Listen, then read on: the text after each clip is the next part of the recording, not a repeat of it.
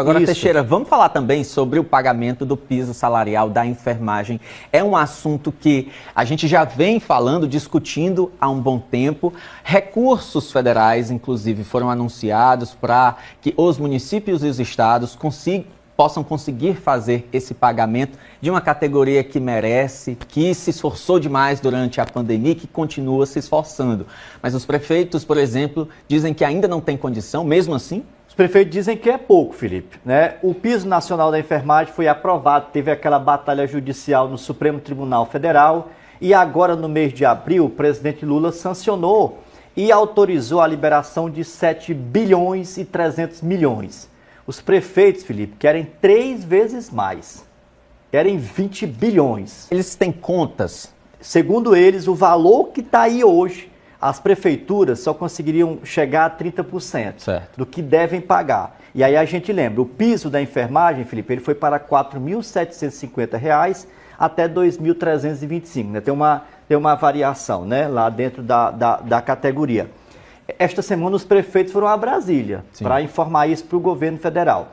Eu conversei com o presidente da APPM e ele fala sobre essa situação. Vamos acompanhar. A Confederação Nacional dos Municípios, ela vem se reunindo com os líderes estaduais para que a gente busque uma solução para o recurso do piso.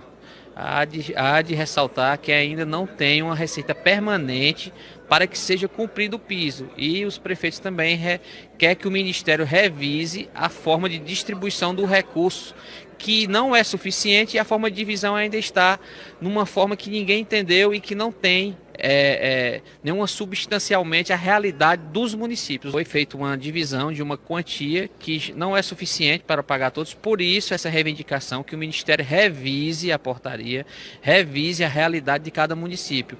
Eu vou dar um exemplo aqui, tem um município que tem 30 mil habitantes que está recebendo R$ 4.750 para cumprir o piso. Tem um município no estado do Piauí, Campo Alegre do Fidalgo, vou dar aqui o exemplo. Campo Alegre do Fidalgo vai receber R$ 72 para cumprir o piso. Então, não tem sentido, né? Eu acho que tem que ser revisto, tem que sentar à mesa, tem que sentar junto com os sindicatos, junto com as associações de prefeitos.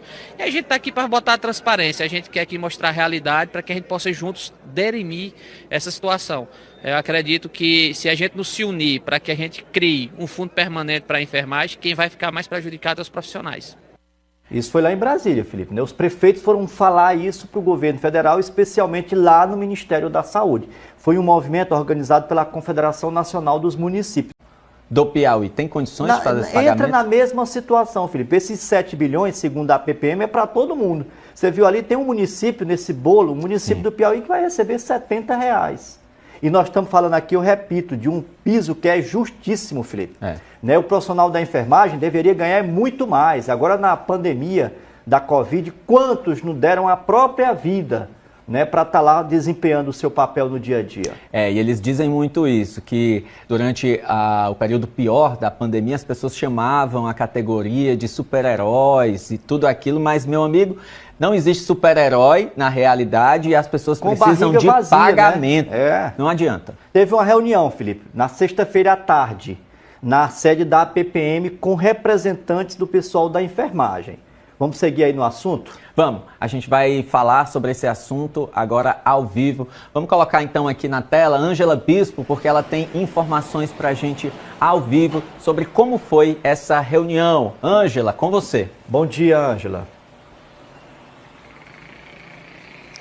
Oi, Marcos, bom dia para você e mais uma vez bom dia ao Felipe. De acordo com o sindicato da categoria, foi uma reunião esclarecedora, viu? Que teve aí a participação de prefeitos e também representantes da categoria da enfermagem. Quem traz detalhes sobre essa reunião está aqui ao meu lado, Eric Richelli, que é o presidente do Senatep. Esclarecedora, porque tirou dúvidas, haviam dúvidas com relação a esse pagamento. Eric, bom dia e seja bem-vindo.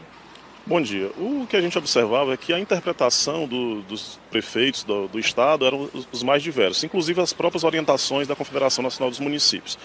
Mas nós que estamos acompanhando esse piso desde o primeiro momento e até mesmo antes desse 2020, como o primeiro piso salarial proposto, que foi em 1989, que a gente conhece essa realidade, conhece a legislação, conhece como ela foi construída. Então, muitos prefeitos estavam dizendo que isso iria impactar na lei de responsabilidade fiscal. A emenda constitucional ela deixa claro, o impacto este ano é zero. e no próximo ano vai ser abatido 90%, 80%, e ao longo de 12 anos os prefeitos terão para se adequar à lei de responsabilidade fiscal. Então a informação que estava errada e nós corrigimos. A segunda informação que é muito importante que todos conheçam, que esse piso salarial ele é vinculado por meio da emenda 27. Não pode o prefeito utilizar esse valor com nenhum outro tipo de despesa.